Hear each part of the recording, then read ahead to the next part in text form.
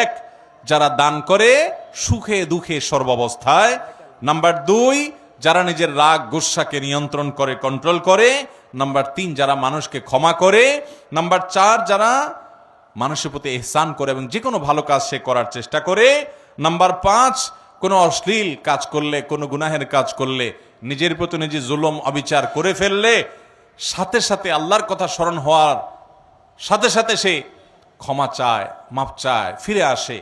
আর number 6, সেই পাপ কাজ আর কখনো করে না। এই 6টি বৈশিষ্ট্য যাদের থাকবে, আল্লাহ বলেছেন উলাইকা জাযাউহুম মাগফিরাতুম মির রাব্বিহিম ওয়া জান্নাত।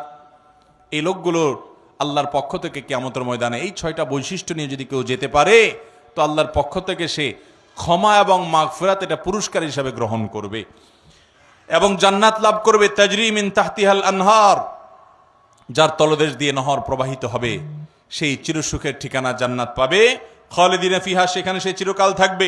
ওয়া নি'মা আজরুল আমিলিন, আর আল্লাহর জন্য আমলকারী বান্দাদের পুরস্কার কতই না সুন্দর এবং উত্তম হবে ইনশাআল্লাহ। মুত্তাকিদের এই 6টা গুণ অর্জন করার চেষ্টা করব তো ইনশাআল্লাহ।